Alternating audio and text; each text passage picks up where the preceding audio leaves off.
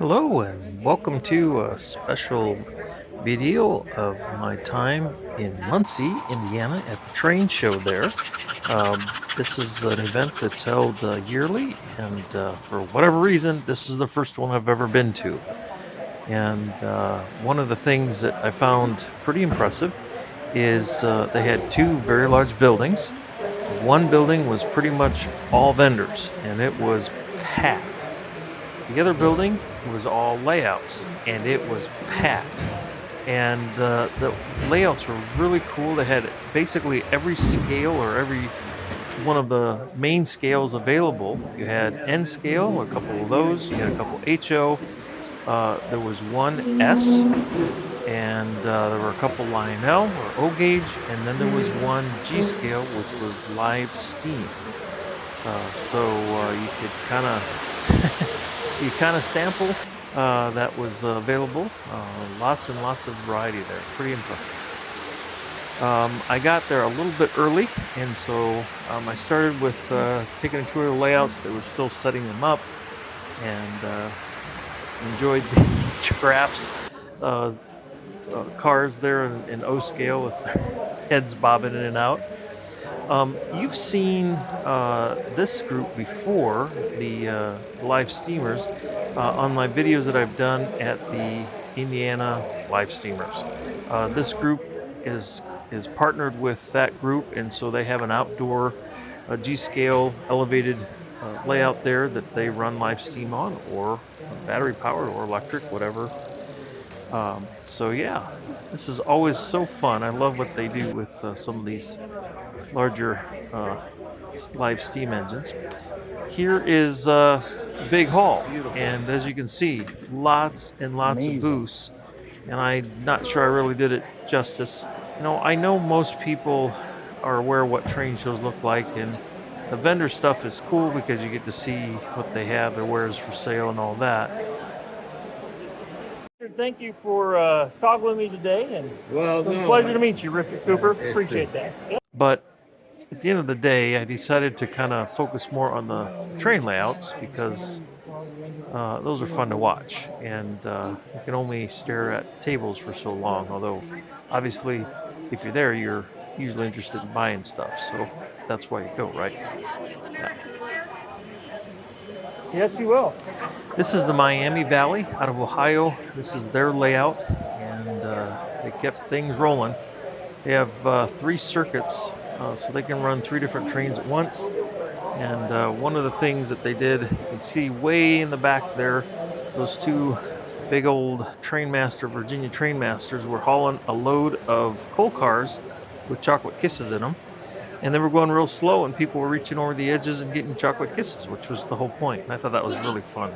It's hard to see, but that stockyard right there has more cows. I didn't even know there were that many cows in the entire world. That's probably a couple hundred cows there. So, yeah. I was also astounded at what can be done with N scale. It's sure come a long way.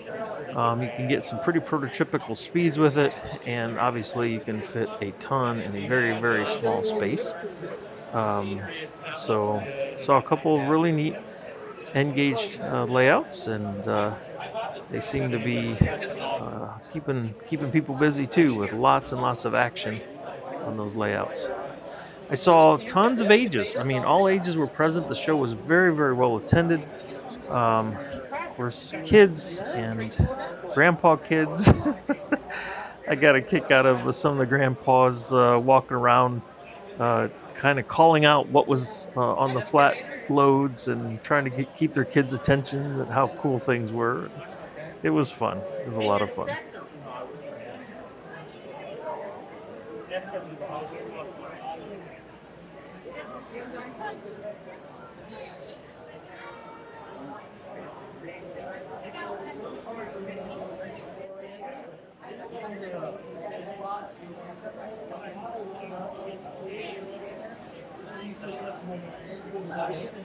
So this N-gauge layout was interesting. Their track plan was interesting. So it kind of goes along the fascia here, then curls back and around, goes through a 90-degree crossing or rail crossing, and then loops back on an inside of where it's at right now. There's an inside loop there. You can see the tunnel portal. So it's a tighter radius and curls back and around and over itself. And it's just really, really kind of interesting to see those crossovers used on portable layouts. And I don't know, it keeps me thinking about, track plans and how you do things that are interesting, especially for a visitor. And it seems like having some sort of a rail crossing another rail is just, it always kind of draws your eye, and not to mention the nice clickety clack sound of the wheels over those points.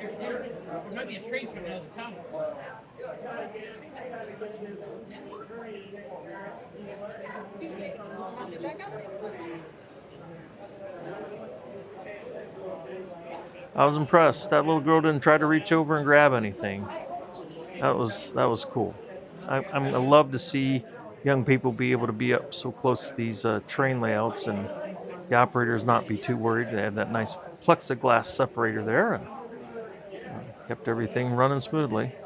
And here's the diamonds I was mentioning earlier. It'll come around to the left there and come out of that portal.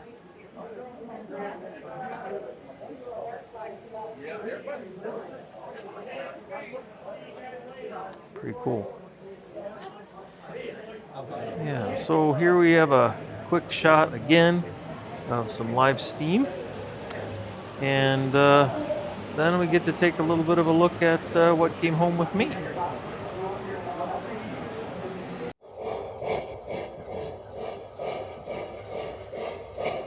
I finally have an articulated. This is a 2882 Legacy, a Lionel in Santa Fe. And then I also brought home a 1997 Santa Fe by Lionel. It's just can motors, nothing, no bells, no whistles. I had a vendor gave me prices on these two things. My jaw about hit the floor. It was such a good price. So, yeah, had to bring them.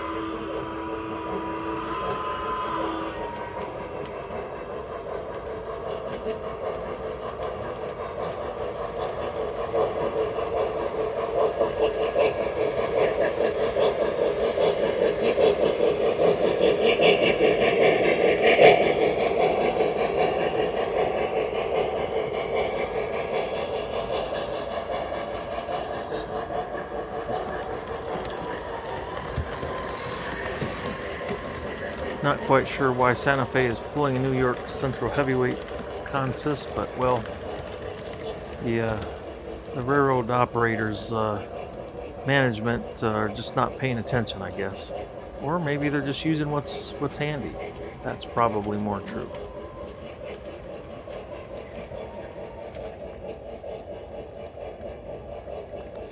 This is a consist I've kind of been working with on the layout here for a little while. Different engines, using it to just see how they function with heavier loads. And this new articulated engine, of course, had no issue with these 30 cars, and it's a pretty heavy load. Well, thanks for watching, and if you were at the train show and I missed you, my apologies. I spent probably more time talking to people at this show than I ever have before. It was a lot of fun. And if you're able to, check out the show next year. You won't be disappointed. As always, take care, God bless, and thanks for watching. Enjoy those trains, be they S-Scale or American Flyer.